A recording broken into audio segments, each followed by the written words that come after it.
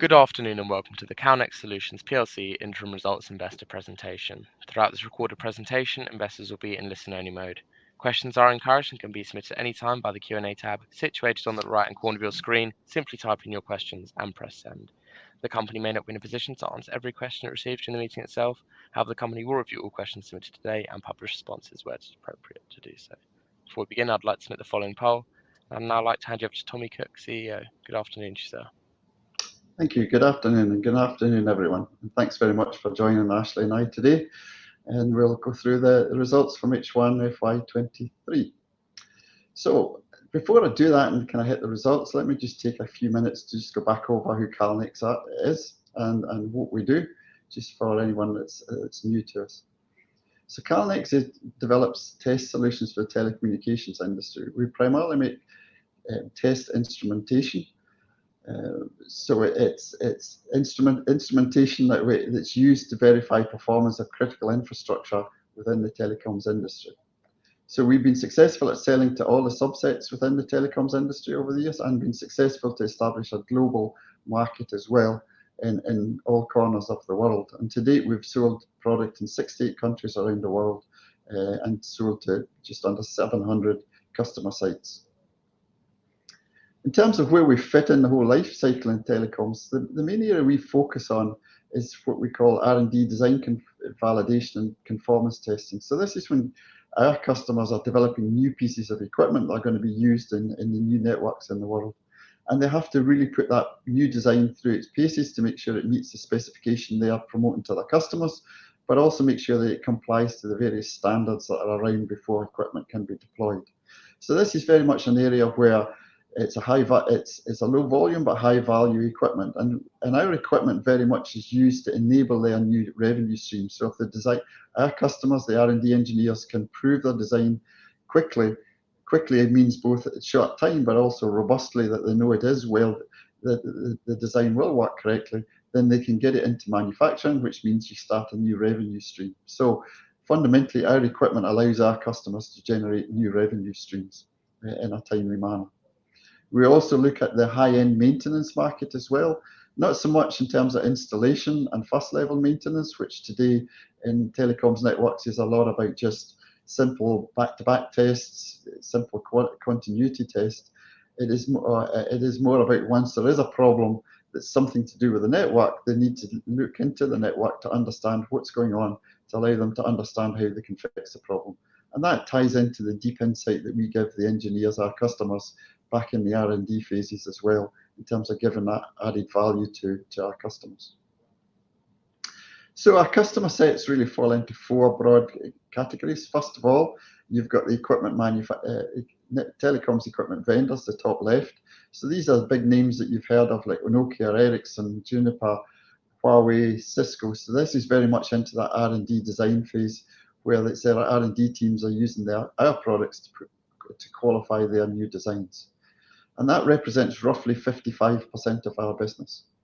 Then we've got the network operators, bottom left. These are the BTs, AT&Ts, China Mobiles of the world that build big networks.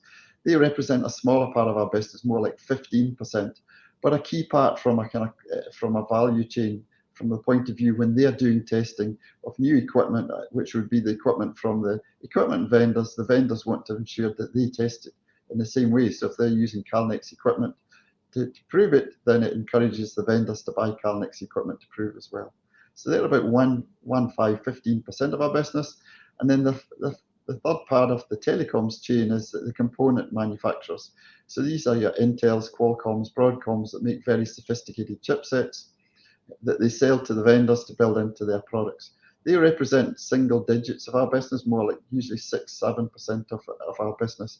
Small part, but important part, because again, it's really closing out the whole food chain there that we sell to the component people as well as the vendors and the operators. And the final group, which are an interesting group, are the enterprise hyperscale. So to us, enterprise, we are talking about very large enterprises that run their own networks, or the hyperscale, the Googles, the Meta, the Apples of this world that actually run the data centers. And we'll talk more about them, how these are an opportunity for us in the future. And today that represents low 20% of our business, or 22-23% of our business. So that's really the customer set that we sell to. So let's talk about H1 and how we got on in H1 this year. Well, it's really been a robust financial half for us, and we're really pleased with how things have gone in the period. There's a lot of kind of macroeconomic effects happening at the moment, from, as we see, kind of the wider financial effects of inflation, etc. It doesn't seem to have affected us too badly. There's the component shortage issue, which we'll talk about a bit more, that we've managed to navigate a way through. So we're pleased that we've actually delivered a healthy set of results in that sort of environment, with 38% growth in revenue and 34% growth in profit. And year on year, our cash balance has gone up, and we've decided to increase our dividend this year by approximately 10%, up to 0.31p as the interim dividend that will be paid in December. We've also managed to protect our margins, as you'll see when Ashley gives you the results. We've been able to put a price increase out in our products that the customer base has accepted, and also managing costs internally to ensure that we've kept the margins up. And while there's short-term issues that we talk about, we still feel that the long-term growth drivers are in our business and are strong in our business. So we feel confident as we look forward to the full year that we can continue and meet the guidance that's out in the market space. So if we kind of look at some of the highlights or the kind of key things that have been happening over the last 6 months, first of all, the kind of macroeconomic effects. You know, the biggest thing that's affected us, as it's affecting every technology company out there, is the shortage of components. What I would say is it's getting better. It is definitely not better. It's not solved and it's not better. It is getting better. So some of the worst sort of scenarios we had maybe 6-9 months ago is where we, for example, orders we get cancelled at the last moment to us for components. That seems to have stopped. So there seems to be a level of predictability coming back in, although we're still getting pretty long lead times from component suppliers. So we feel that we're getting into a better place. It's still going to be a problem. We do hope that through this next period, some of the excess backlog that we've been carrying through for the last few periods, simply down to the fact that we can't get units to ship, will start to reduce. But we still expect there'll be an element of this by the time we get to the end of this financial year. But we do feel as if we're starting to see the light at the end of the tunnel, but nobody's expecting us to come out of it quickly. It'll still be a major focus for the operations team, working with a contract manufacturer to manage the shortages.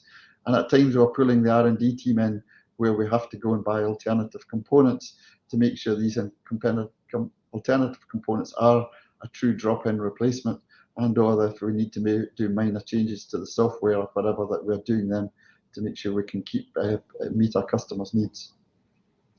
The other thing that's happening is inflation across the world's happening. We're seeing wage inflation, and we have been hiring, but through the hiring we've seen that it's not quite as bad as the headlines have been putting out there. We have been successfully hiring people.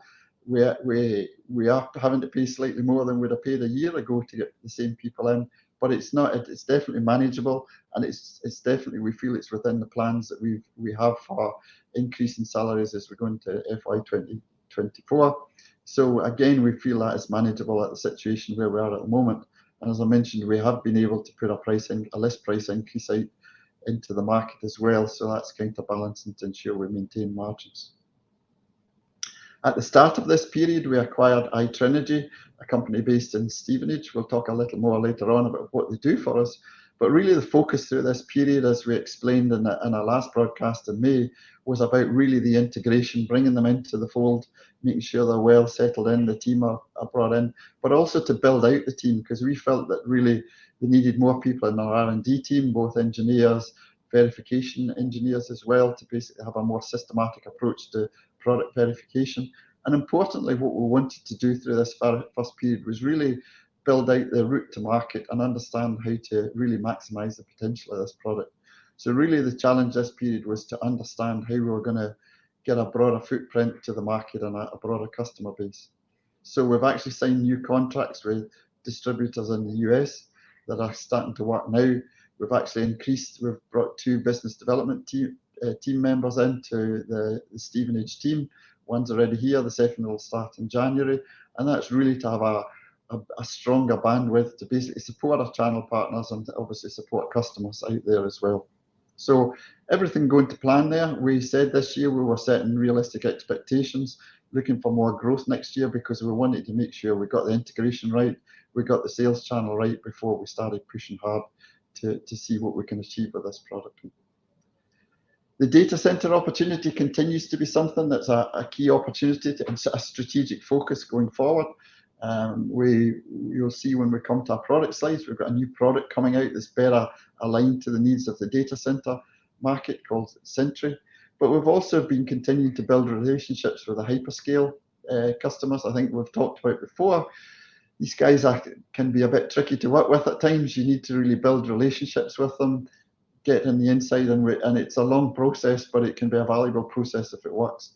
And so we're continuing to do that and making good progress at getting in, understanding their needs and using our expertise to show how we can add value and we can help them understand how they can enhance the effectiveness of their data center by bringing in accurate time across that. So again, we're pleased with the progress that we've made there.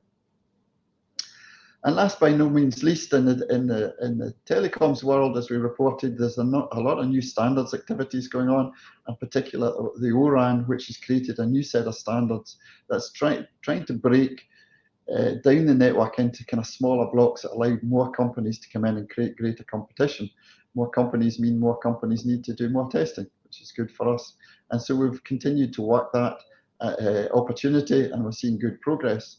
You know, what we've also seen is that in the standards world, which has always been a key part of our business, you know, in the early days when I started the company, I was the guy that went to the standards. For a few years, we've had another well-kent face in that world, Tim Frost, who was our lead standards person. Now, he came to the point that he retired this year, and we've hired a new person, Stefano Ruffini, based in Italy. And Stefano is really well known in the standards community. He chairs one of the key groups within the ITUT. But really, it's a good time. As often, we were sorry to lose Tim, but quite often when these things happen, it's a chance to review what you're doing with in that area. And we've realized that from the standards activities, there's a lot happening in a lot of standards bodies that we need to have a better visibility. Not that we're necessarily involved in all these things all the time, but a visibility and awareness so that if suddenly they start talking about conformance testing and areas that affect us, that we're aware of that and then can get involved and both direct the conformance along the lines that will make it easier for us to engage with, but also just see that opportunity earlier as much as anything. So Stefano's been with us a few months. He's already started to show his value in the organisation, and we're going to build that team out more as he gets settled in, and we see what we need to do to keep really good connections with the industry, which is key for our whole fundamentals of our business model. So at that point, I'm going to hand over to Ashley, and she's going to give you a bit more detail on the financials. Ashley. Thanks, Tommy. So before I take you through the next slide, I thought it would just be useful to briefly remind you of our revenue model. So CALNEX generates revenues through the sale of bundled hardware and software, as well as software support and extended warranty programs. A typical customer will purchase one of our hardware products with a number of software options included at the time, and this is invoiced as one bundled sale to that customer. They can then come back for upgrades or additional options that are added to the existing hardware that they've already purchased through the provision of a license key. And we sell these as standalone software sales or upgrades.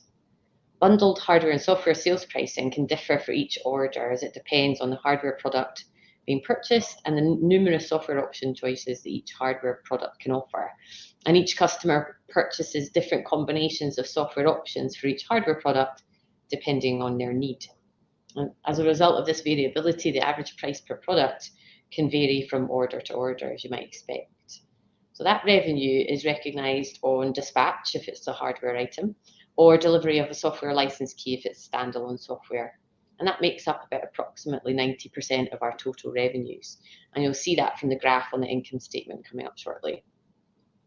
Each of our products comes with a standard warranty period, which can be extended for an extra fee. And we also sell software support programs, and that makes up the other 10% of our revenues. And that revenue is recognised over the life of the product that's purchased, because sometimes it can span over a number of years. And as you'll see from what Tommy showed you on the previous slides there, our customers are some of the largest in the industry. And over the last 3-year rolling period to March 22, if you're looking at our latest annual report for the last year end, our top 10 customers contributed 50% of our total revenues. And in addition to that, the average length of relationship we have with those customers is 10 years, which just helps to demonstrate the repeat nature of the business that we do with them. So we see customers coming back to order from us frequently, as they might want to either add those new software options or upgrades that I was just talking about, or they might want to buy multiple bits of kit for multiple sites, might want to grow their testing requirements, or they might want to move on to some of our newer products and functionality as we release them to the market. Repeat revenue demand is a metric we measure across our whole customer base as well as that top 10. And again, if you're looking in our annual report, the 3-year, for FY22, sorry, the 3-year rolling profile showed that repeat revenues generated were on average 79% of total revenues. And our that metric has continued while our revenue generating customer base has also grown. So our revenue generated customer base was 139 in FY18, and it is now 233 as at March 22. And that repeat trend has continued into this half year as well. So just moving on to the performance in the period, just to give you a flavour of how our revenues have been split. So we experienced growth across all our geographies in this half year. Our rest of world region saw strong revenue and order performance, with Europe in particular contributing to the robust growth in the period. North Asia saw healthy growth in revenues and orders compared to the prior half, despite the challenging backdrop of the US-China geopolitical tensions which remain in the region. And the Americas revenues also experienced strong growth in the period. Revenue from the hyperscale order we booked in FY22 is recognised through this region, and the growth is bolstered by these revenues. Shipments for this order will span over H1 and H2 as was planned. We also experienced healthy growth across our product lines.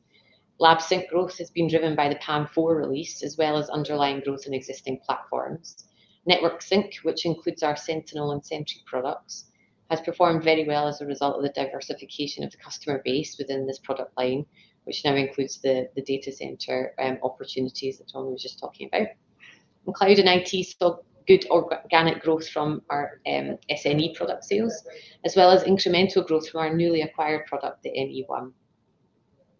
So just onto the income statement itself. Revenue, as you've just heard, in the first half of the year was 12.7 million. That's a 38% growth on last year's revenues of 9.3. And that's the drivers behind that, very much the regional and the product line performances I've just mentioned. And additionally, we did see an incremental beneficial foreign exchange effect to the total group revenues as a result of the strengthening of the US dollar over sterling in the period. 80% of our revenues are US generated, and approximately a third of the revenue growth on the previous half year came from these positive currency movements. Sterling has started to strengthen against the dollar in recent weeks. We don't anticipate this currency benefit to be extrapolated for the full year. In addition, we closed the period with a much higher order backlog than we would usually carry, as we continue to manage the component supply chain delays. And had it not been for these supply delays, we would have been able to unwind this order book backlog a lot quicker. As Tommy says, we're starting to see signs of the supply chain delays easing, and expect that order backlog to begin to unwind over H2. Gross margin in the half was 76%, as you can see from the table, and that's in line with the prior year margin. And just as a reminder, that gross margin is net of commissions payable to our channel partners, and it can also fluctuate 1 to 2 percentage points either way, just depending on the mix of our products and the mix of hardware and software bundles shipped, just because of the high value, low volume model that we have. Tommy was talking about before as well, we saw a rise in costs as a result of increases in component prices and general inflation over the period. However, our discussions around increasing pricing with our distributors and our customers will help us maintain those margins going forward. So just moving down to underlying EBITDA just now before I then talk about the cost components within that. This is just as a reminder, this is EBITDA stated after charging R&D amortization to that line. And that is because our R&D amortization is such a large component of the P&L, we pull this out as an alternative KPI just to aid understanding of our P&L and its drivers. So underlying EBITDA grew by 1 million against the last half year, and that was driven by the strong revenue performance on the top line. The margin was 27%, which is also in line with the prior year. And despite inflationary increases and external cost pressures, we've been able to continue our planned investment in our teams and infrastructure to support the growth of the business, whilst also maintaining those profit margins. So the largest component of underlying EBITDA costs is, as you can see, is administration costs. And those admin costs in this table here exclude depreciation and amortization, just because they're split out further down the table. They totaled 4.7 million in the half year, and that was an increase of 1.4 million on the prior half. And those increases include those planned investments that I was just talking about around the management, the sales and support teams across the business, which are very much in line with our growth strategy. We also saw an expected increase in travel costs as COVID-19 restrictions have been lifted across the majority of our regions. And we also have a small, again, expected incremental increase in overheads relating to the Stevenage site after our acquisition of iTrinegy in April. There's a slight offset, a partial offset in savings from foreign exchange translation costs as well. And just a couple of things to pull out from the acquisition in admin costs.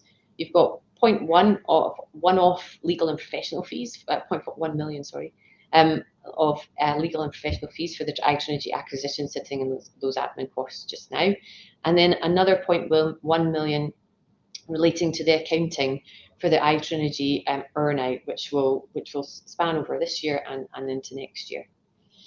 The majority of our overhead costs are sterling based, with exception of our overseas sales teams. And as a result, the group's overhead cost base has been affected slightly by FX movements because of the overseas element, but it hasn't been as material as the beneficial effect to the revenues. And as you'll know, we capitalise 100% of our R&D costs and amortise these to the P&L over 5 years.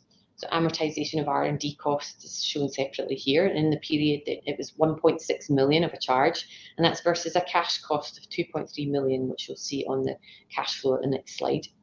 And the increase on the prior period is due to a continued ramp up in R&D headcount to support our growth strategy and our project plans. Profit before tax was 3.1 million, as you can see, and the margin for that was 24% compared to 25% last year. And that margin differential on the prior year is driven by the increase in intangibles amortization, and that's about 0.1 million for this half year. As we brought on a new intellectual property intangible onto the balance sheet as part of the iTrinegy acquisition, and that balance sheet number was 1.3 million that was added. And we expect that PBT margin to align back to market guidance by the end of the year as the order backlog starts to unwind into H2. The effective tax rate was 21%, which is very much in line with where we thought it would be. We have aligned our effective tax rate calculations with the planned increases in the UK corporation tax rates from 19 to 25%, and we've measured that calculation in line with how our deferred tax assets and liabilities drop through from a timing difference perspective. Our earnings per share saw good growth with increases across both our EPS metrics, and that's coming from the very strong performance in the period as well. So just on to the cash flow. As you can see from this next slide, although the group saw an overall 0.9 million cash outflow in the half year on the bottom line of the cash flow, this total cash flow figure includes the net 2.3 million effect of the acquisition of iTrinegy, which just demonstrates the strong underlying cash generation in the period. So cash generated before acquisitions was 1.3 million in the period, and that compares to 0.9 million in the prior period, and that reflects the strong P&L performance in this period. Net cash from operating activities was 4.2 million. The main thing to pull out there was working capital movements, were an outflow of 1.3 million in the half, and that's predominantly as a result of the timing and the volume of shipping and invoicing to customers. We had a large shipment month in September, which then drove an increase in debtors for the half. But we're already seeing the cash coming in from our customers for these shipments, because our customers are very, very good payers. Just moving down this cash flow summary table, just another couple of things to pull out before I talk about the acquisition. So cash spent on R&D activities, I've talked about a minute ago. That's the capitalised element there, and that's, again, as I mentioned, amortised over 5 years to the P&L. And then the dividend cash outflows, that represents the dividend that we paid in August. That was our first ever final dividend, which you can see came in just under 0.5 million.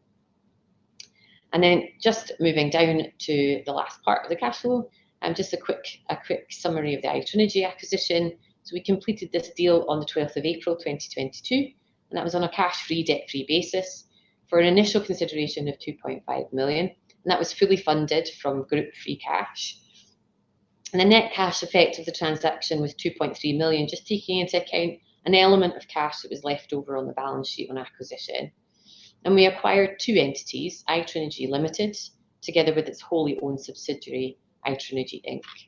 And as I mentioned previously, and there's more detail on this in the RNS, the fair value adjustment that's been calculated for the intellectual property that's been brought on as part of that acquisition is 1.3 million. That's a new addition to the balance sheet.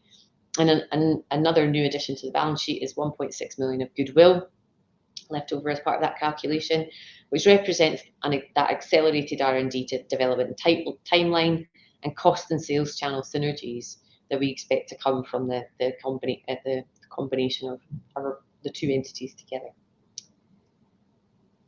And then just moving down to the bottom of the cash flow here, so closing cash at the end of the half, and that includes cash that we keep on fixed term deposits as well, was 4.4 million. And that just gives us a robust cash balance to take us into the second half. So in summary, before I hand back to Tommy, a strong P&L and cash performance for the first half of this year, the growth across all regions and product lines with some additional benefit gained from FX movements. We continue to manage the supply chain delays with higher than normal order backlog. And looking forward into H2, we expect that order backlog to start to unwind. And together with our pipeline of orders, we expect continued strong performance for H2. Back over to you, Tom. Okay, thank you very much, Ashley. So let's just take a few minutes and have a look at some of the kind of more strategic or the wider aspects that are affecting the business. So first of all, the market. I've picked up 3 quotes here that I've taken from the trade press. The first is not so positive. You can see that actually it's suggesting the whole telecoms market in the 6-month period, first 6 months of the year, has actually not grown as quickly as was hoped, 3% rather than 7%. But actually by the second quote, the bit that we actually focus on, which is the build out of the mobile infrastructure, is continuing to grow very strongly. And I think you've probably seen, if you've looked at any of the releases from other test vendors in the sector, they've also kind of put a word of caution out there. I think it would be folly to assume that the macroeconomic effects that are happening in the world at the moment, the inflationary effects, energy prices, that we can be completely immune to these. So it makes sense that we're all keeping an eye on what's happening on the ground and where the everything's happening. We feel that, you know, there are kind of, in particular companies, there are companies that are customers that are announcing cuts. We haven't seen any impact directly on the programs that actually drive our business, but we're always keeping an eye on that. And I think the key thing for me is that underneath all this, the fundamental drivers that are driving the telecoms market has not changed. The need's still there, the desire to grow out is still there. So where there may be some minor bumps in the road, it feels to me like there are minor bumps in the road, and it's just a fact of life. These things will happen, but we do believe at the moment we are in a good, strong position, and we obviously, as you looked at from a business point of view, are in a strong position that we can ride through anything that happens to come in the near term. But the medium, long term outlook still looks strong for us.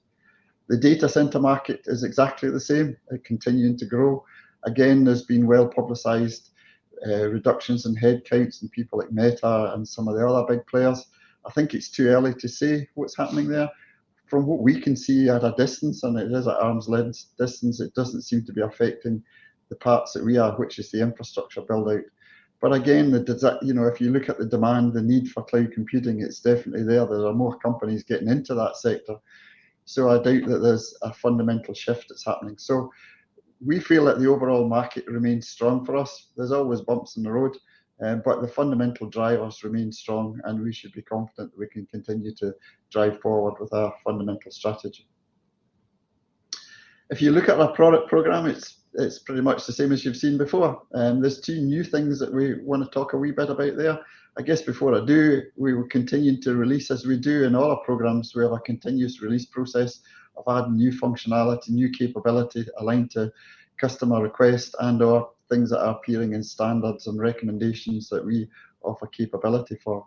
The two new ones are the Sentry product that you'll see in the middle under the network sync, and also the NE1 on the right-hand side, which is the product we acquired from the acquisition of iTrinegy. So in terms of the Sentry product, actually from a technology point of view, there's a huge amount of leverage of the technology of the Sentinel into that product, because fundamentally they're trying to do the same sort of test in the telecoms world, which Sentry's aimed at. It's out in the field, literally walking about outside doing testing, whereas obviously in a data center, you're inside the building, and often they want the equipment built into a rack. So we've changed the form factor so it's more aligned to what is actually needed. But it's more than just a new set of clothing. Again, because different sets of customers have different requirements or in terms of the number of ports they want, the configuration of different interfaces. The telecoms guys want things slightly different to the data center. So it makes a lot of sense to create a different variant of the product that clearly is aligned to what the data center people want, and we can foster these positive discussions in terms of what they need in the future, and we've got a platform that actually aligns and can go to where our customers need to go in the future. So this product, we've just literally launched it in the last few weeks, and next year we'll be pushing it, and we'll continue to engage with the hyperscale customers, but really use it as a platform to try and engage with a lot of the tier 2 data center companies out there to understand what their need is in the terms of timing and whether there's an opportunity with these tier 2 people as well as with the tier 1 players. And then we acquired the NE1 product from iTrinegy earlier in the year. And just to recap, we have multiple network emulators, and through the period we've been able to really sharpen up our sales collateral information to really position these products strong, clearly beside one another. The product we had at the bottom in the past were really aimed at people building infrastructure. So these are people that are making switches and routers that will then be used to build networks. And when you speak to these customers, they want to know which interfaces do you support. Do you support 1 gig? Do you support 25 gigs? Do you support 100 gigs? What sort of bandwidth can you stress test each of these interfaces to? What sort of combinations of packet sizes can you test? So they've got very specific needs. Whereas the iTrinegy product's more about testing applications. It's people that are running applications across the infrastructure.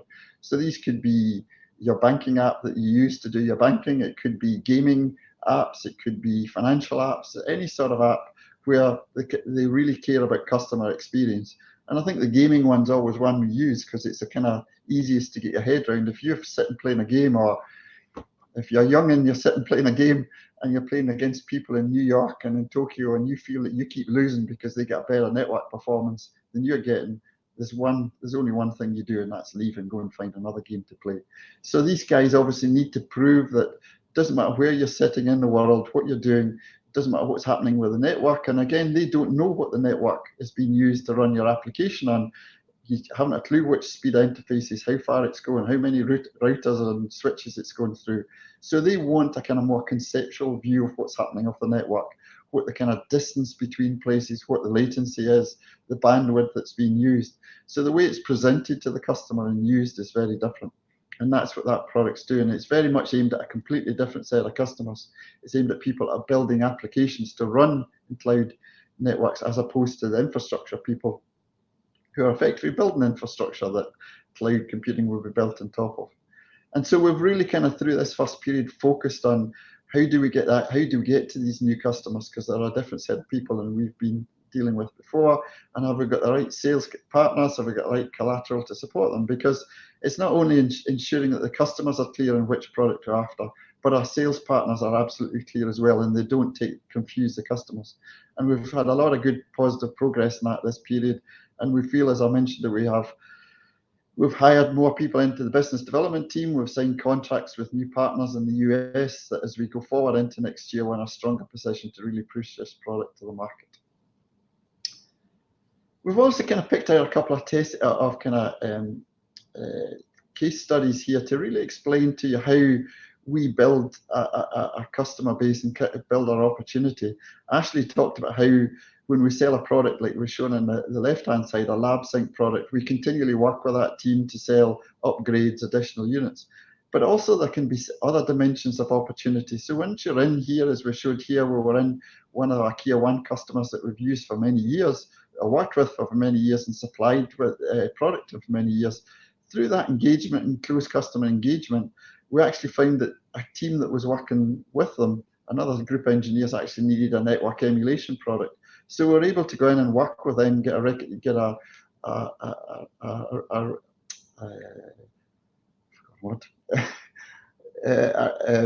introduction to the other team, and actually then by selling the product, showing them the value, get another sale. But then also we find that our customers get asked by their customers, once they deploy the equipment, how should they test it once it's deployed? And so again, by having strong relationships with the equipment manufacturers, then they often will actually recommend to the equipment, to the network operators, you perhaps want to look at CALNEX. At the end of the day, we need to go in and convince them that that's the product they need, but we get recommendations. So there's multiple dimensions how we can expand our market by going sideways as well as going forward. The second one on the right-hand side is another example where we were able to do that, where we worked with a software development company that were developing a product for a kind of cloud type application, and they needed a network emulator. We were able to successfully sell them an SNE. We spent time working with them to make sure they knew how to get the maximum potential out of their SNE, and obviously hopefully buy follow-on units. But through that, we realized that they actually were planning to introduce their equipment and claim standards conformance to the ORAN standards that are out there, or recommendations. Through these discussions, it came clear that they actually were going to wanted to claim conformance to the synchronization elements of these standards. And so we actually helped them how to figure out how to do that, because it's not straightforward. And actually through that discussion realized that they actually needed to buy a lab sync product to actually prove performance of the synchronization part of the product. So again, you can see by that customer intimacy, spending time with your customers, it actually delivers value in many dimensions down the road. And that's really what our business is built on, is building success with customers and continue working with them to get follow-on business. So our strategy is still the same as what I've told you the last few times. It's a three-pronged strategy here, a three-pillar strategy. We continue to focus on the growth engine that's the build-out of the mobile network, or 5G as it's sometimes referred to, and continue to look for opportunities in there, driving the products we have there, but always looking for other dimensions where we can either come up with new products or new aspects to our products, or new sets of customers within that sector. We also continue to focus on the build out of the cloud computing, both on the infrastructure side, working with the data center companies to provide that timing capability to the data center infrastructure, but now with the NE1, working with companies that are actually moving their applications into the cloud and providing applications that are going to run in cloud computing in the future. And hopefully as these expand, we can expand our business. And we continue to look for M&A opportunities, whether it's partnerships or acquisitions. Nothing's changed. Again, as I've described before, there are not thousands of companies out there that we would look at, but there are a number of them. We've brought a new person on board that we've worked with in the past. He used to work with Spirent. He was our relationship manager. He took time out for kind of personal reasons. He wanted to come back in, and we've been working with him, and he's really tried to create a more systematic approach to looking at other companies out there that we can potentially continually look for the company that's got the right culture, the right position, and the right product and right opportunity to enhance what we are doing to get new business being a new set of customers or something in addition to sell to the people that we are at the moment. And underpinning all that is to continue to carefully manage our cost structure, manage the inflationary pressures we're seeing out there, and managing obviously the supply chain issues so that we can continue to have a healthy financial plan and meet our customer needs. So bringing all that together and closing off, we look forward to the end of this year with confidence. We come into this, we've had a good first half. We're pleased with what we achieved. We went into the second half, a continuous strong order book. It continues to be stronger than we'd want it to be because of the component shortage, and we do hope to see that starting to unwind through H2. How much it unwinds, well, it really comes down to how much we can get the components and get our lead times down. But it's starting to go the right way. We do believe that the underlying growth engines in the industry are still the same as they are. There may be bumps in the road in the near term, and we'll keep an eye and manage that. But we feel we're in a strong position, good relationships, good spread of customers that we can manage through these situations. And we continue to look for opportunities to expand our business, and we'll continue with our hiring program as we've set out in this year and next year to build the team and to scale up for hopefully build the business moving forward. So at that point, I think we move to the Q&A session. Tommy, Ashley, thank you very much for your presentation. Ladies and gentlemen, please do continue to submit your questions just using the Q&A tab, which is situated on the top right-hand corner of your screen. But just while the company take a few moments to review the questions that have been submitted today, I'd like to remind you that a recording of this presentation, along with a copy of the slides and the published Q&A, can be accessed via your investor dashboard. Tommy, Ashley, could I just ask you to read out the questions and give responses where it's appropriate to do so, and then I'll pick up from you both at the end. Okay, thank you. I'll start off. So just start with Tom's question. So how have you managed the high inflationary environment? Have you managed to increase pricing to your customers? I hope that was answered by what we talked about. I think you put that question in quite early into the presentation, but just to go back on what we said in the presentation. So we worked very closely with our main distributor, Spirent, and in discussion with our customers to raise our prices at the start of this half year. So it was done very much in discussion with everybody concerned. So and that effect has started to come through. But with the sort of the relationship from our order to revenue flows, we'll start to see that come through a lot more into H2 and beyond. So that will help maintain our margins. And then, sorry. Another one, sorry. And then Stephen's question is all your manufacturing subcontracted? Do you have any financial interest in your subcontractors? And how is the relationship maintained and priced? So answer to the first question is yes. We have a outsourced manufacturer for our product. For all our products, excluding the NE1, the outsourced manufacturer arrangement is in Kilsyth, which is 40 minutes away from our main Linlithgow site. For NE1, we've kept the existing contracted manufacturer arrangements that iTrinegy had, and that's an outsourced manufacturer based down in Bristol. So everything's subcontracted. We don't have any financial interest in any of our subcontractors, and the relationship is very much so. The main subcontractor we've had since the beginning of CALNEX. The relationship is a very close one. It's a daily interaction with our outsourced manufacturer and daily conversations on demand plans, future forecasts, etc. And pricing is very much discussed like that as well. So pricing is any price rises that are coming from our outsourced manufacturers will be discussed on a very regular basis and will be negotiated between the two teams. Okay, I can pick up a couple here, Ashley. So there's a couple that are kind of related. Guy asked, who's your closest competitors? And Freddie asked, I guess our biggest competitor for the hyperscale data center time products is the hyperscalers themselves. If so, any feedback on their success? Let me just jump back to the slide on the products because it's easier when that's up in front to just talk about this. When you look at our competition, it's actually different for each of the product families. So if you look at the LabSync product in the Paragon Neo, the high accuracy product, we are very dominant in that market. There really isn't anybody close to us. We do have a competitor in China who have managed to keep pinned in China, and they haven't really been successful at selling outside China. They really compete against the Paragon X, which is almost our kind of previous generation platform that we still sell and get a lot of repeat purchases for.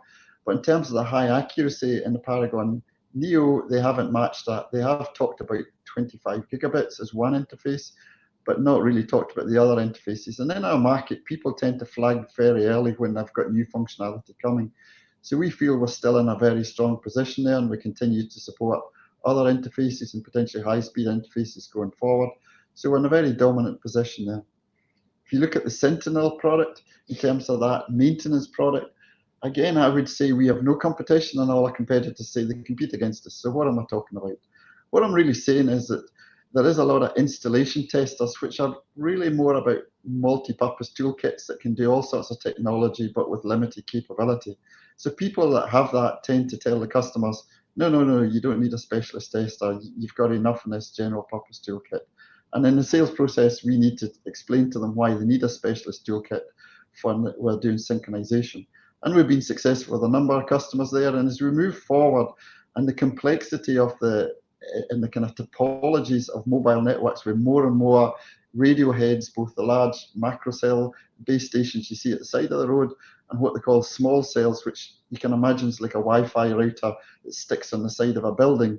There's a lot more opportunity for interference, and that whole concept of needing something specialist to manage this, we hope will actually be valuable and allow us to expand our footprint. When you go into the kind of cloud and IT network emulation situation, there are a number of emulators out there. We're the only company that have a full range of emulators. So whether you're working in the pure software domain, you're working in high complexity domain, or you're working in high accuracy domain, we've got a different emulator that can actually meet your need. So we have a very strong competitive offering that we can tune the product to exactly what the customers need. And then lastly, in Sentry, Freddie asked about the hyperscalers, they do it themselves. You're absolutely right, Freddie, they like doing things themselves. That's a bit of a challenge with these boys. They kind of do like to do things, and it's almost like one of these things where if the market and the opportunity is way too big, they'll just do it themselves. And we did have one of them, which I won't name, who we thought were an opportunity. They needed a very simplistic approach to what they were going to do. And we thought we'd sell, and they end up deciding to do it themselves. But we didn't take the huff or anything. We basically said, okay, well, we'll work with you. We'll help you do it. We'll help you understand. We believe that our approach is too simplistic, and they'll come back to us. So it is about getting in. It's building relationships with these guys, showing the actual value you can deliver and why it's better. They trust you, or trust an outsider to do it, or rely on an outsider, not necessarily trust them, rather than do it themselves. So it can be a hard sell with these guys. And when they want to move, you need to move fast, and you need to be flexible. So they're challenging guys to work with, but there's rewards to be had by being successful with them. Do you get any other questions, Ashley? You can jump on. Yeah, absolutely. So Fawad asked, in an earlier RNS, it was said that you expect to be an H2 weighting in terms of performance. Do you still expect that to be the case? And the answer to that is yes. So we've always, in times when the supply chain was a bit more calm, we always do have an underlying weighting up from an H2 perspective, from an order perspective, just because of the customer seasonalities. Really, it's a kind of 55-45 split H2 to H1 usually. In this current period, and with the order profiles that we have this year, yes, very much so an H2 weighting, in line with what we've essentially previously said. So hopefully that answers that one. And Melville's asked, can you put any numbers on size of your order backlog in relation to order intake and execution? So we don't publish our number for backlog or our kind of order pipeline, but just to give you a bit of a sense of where we're sitting right now compared to what we would usually sit with. So our natural we always carry a natural backlog. Our backlog usually spans across about 1.5 to 2 months worth of revenues. So we're sitting at a backlog that's a lot higher than that, so more than double of that number, and that's all due to the supply chain delays, and which we should hopefully see start to unwind over H2. Yeah, a couple of questions, Melville. Again, you've got a second one in here, an interesting question. A key attraction of CALNEX. your obvious high standards and I imagine correspondingly strong company culture, do you have a formal program for communicating in communicating these matters into new employees and importantly to new acquisitions? Yeah, absolutely. And I think especially in these days where it's hard to get people, we never forget that we've got a lot of talented people in our organisation, and quite frankly, they could get a job anywhere tomorrow if they wanted to.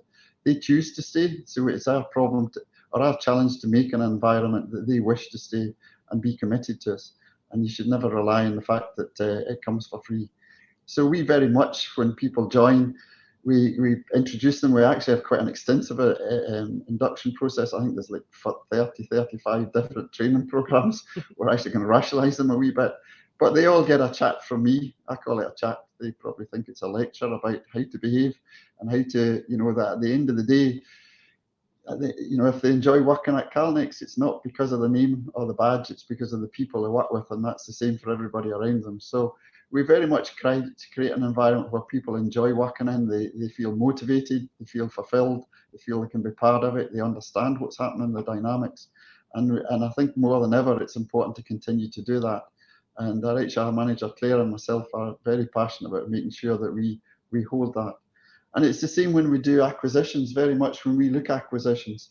A big question we speak in the early phase is, can we work with these people? Are these the sort of group of people? Because not all companies can work with each other, and that's a fact of life. And it's something we look at in all acquisitions we've done and very much work with them. And in day one, I was sitting down, making sure they understand that, the culture that we're looking to embrace and bring their ideas in, but obviously making sure they understand our culture and that you get the positives from both worlds. So it's something we feel very strongly about, and I think as much as ever it's important, and we continue to do that. And acquisitions, very much it's an element of that activity, is to make sure we protect and enhance our position. There was another question there. I've actually lost it. Have you got one, Ashley, you can jump on? Yeah, so Scott's just asked, do you envisage taking on any more hires this year? I.e., are there any gaps that still need filling in the organisation? So the answer to that is yes, we do have a plan, and this is all part of our kind of plan at the start of the year to build out headcount. So at the moment we're sitting with 138 or at the half year 138 heads. We're aiming to be mid 150s by the end of the year, and that's very much to a lot of that will be to bolster and to grow the R&D teams as required. So it's not necessarily gaps in the organisation, but the need to kind of fill out our project teams to meet the kind of project demands going forward. But that's all planned at the start of the year. I got a question. I seem to keep asking questions from the same people you do. Scott's got another question here. With a limited pool of possible acquisitions, do you think it's likely that future acquisitions will be outside the UK? That's a definite possibility, Scott. We've never actually restricted, although 2 of the 3 we've done have been in the UK. That's been more by coincidence, I'd say. We definitely look outside the UK. I think the culture thing, obviously, it's easier within a country. Different countries have slightly different cultures. But yeah, when we are looking at companies, we're looking all over Western Europe to North America, and we would, if we found the right one, be willing to acquire a company that was outside the UK. And there's a question here from Stephen. Actually, it's got 2 parts. The second part's for you, Ashley, but I'll answer the first part. 2 very general questions. Is there a fallout in your business from the ban on Ericsson in China? Not particularly, I would say. The whole China thing has been a bit interesting, even the kind of ban on Huawei around the world. What tends to happen is, and what we've seen, because even before Huawei became got restrictions put on them, there was previous restrictions on ZTE, also a Chinese company. And although our business immediately dropped with them, everybody else tried to steal the market and actually increase the programs. And in some ways, what's happened with this is, whereas Huawei is limited to what they can sell outside China, but then the Western companies like Ericsson and Nokia are limited to what they can sell in China. So effectively, the business just moves around. And for us, it does, although you get kind of ripples on where the business is, it doesn't really change. It hasn't gone away. It's just another one of our customers has taken that business. So it hasn't had a material impact on us. It's just kind of changed our footprint there. Ashley, this was Stephen's second part was for you. Don't you think you should be expensing all your R&D against revenue rather than largely capitalising it and then amortising it? This, by the way, is the Japanese accounting model. So there's a few things there. So the useful life of our products out in the marketplace is actually more than the 5 years that we amortise the cost to the P&L. So the average useful life of our products is 10 years, if not more. So we choose a very sort of prudent position to amortise our costs through to the P&L. The method of, or the reason behind capitalising that and then amortising it to the P&L is to match that revenue generation with the costs associated with it. So we feel that's a better match. Also, that's also why we bring in the sort of underlying EBITDA metric as well, just to bring a little bit of balance between what sort of pure EBITDA would give you as a metric to what we call underlying EBITDA, to bring that sort of R&D cost back into the conversation when talking through KPIs. So, and also we're very much beholden to the IFRS way of doing things as well. So so a bit of a mix of different drivers there. There was another one I spotted as well. Another question from Tom. So if I have understood correctly, roughly a third of your revenue increase is due to the US dollar rise versus GBP. If that's correct and GBP recovers to a stable 1.2 USD per GBP, what volume increase would you require to maintain steady state revenues?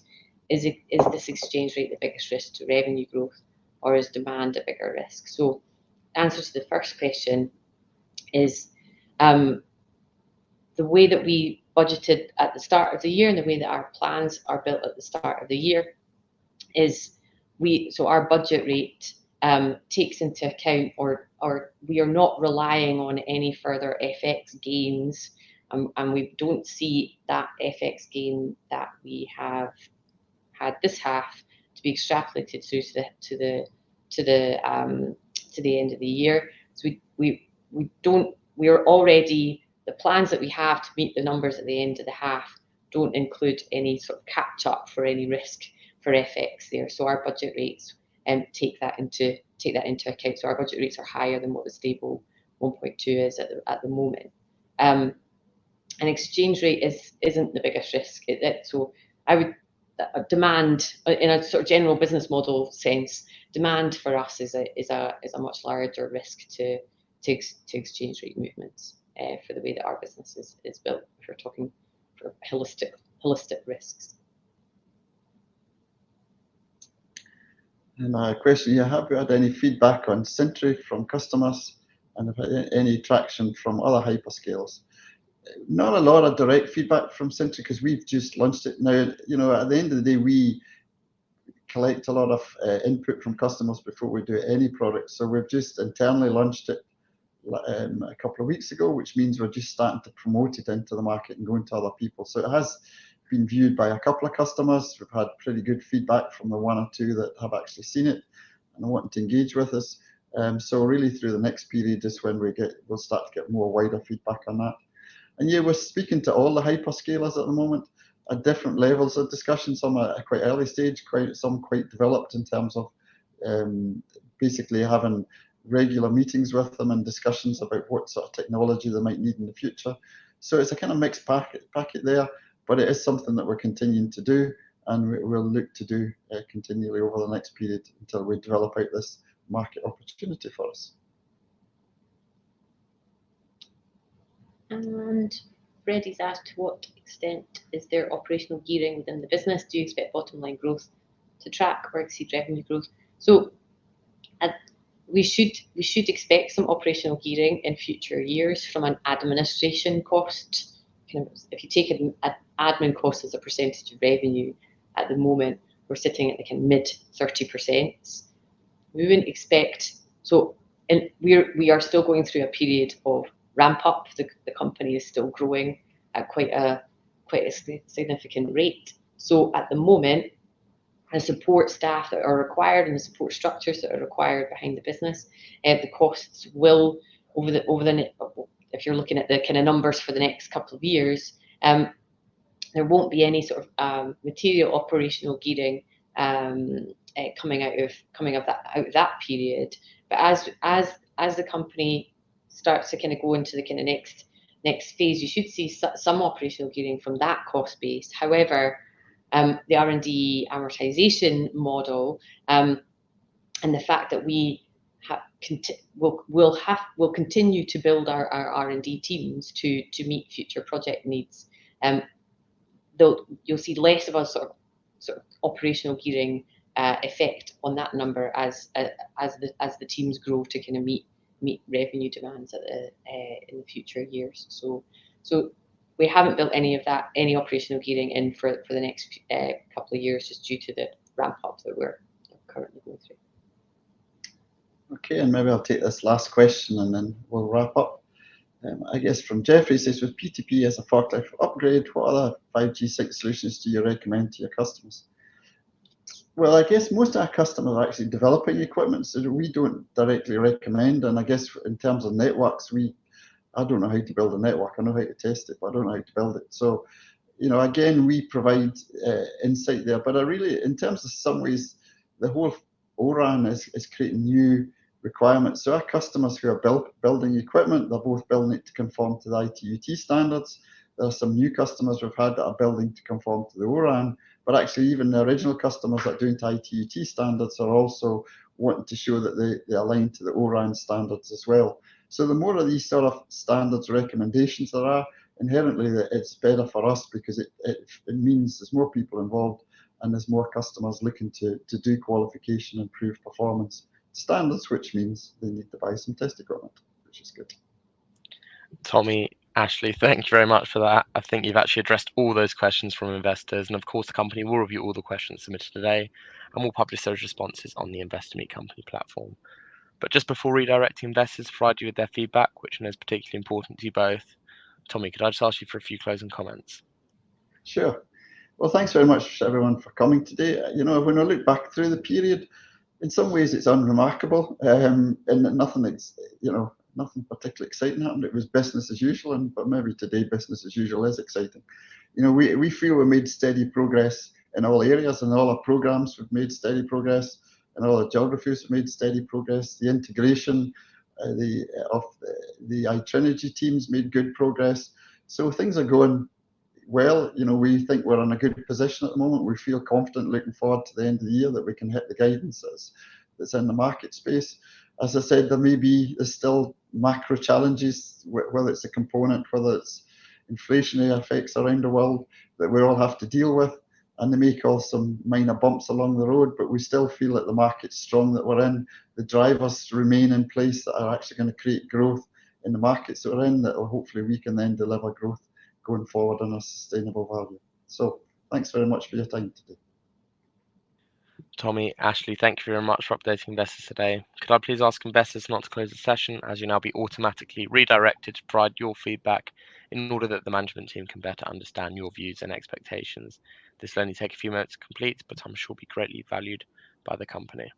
On behalf of the management team of CALNEX Solutions PLC, we'd like to thank you for attending today's presentation, and good afternoon to you all.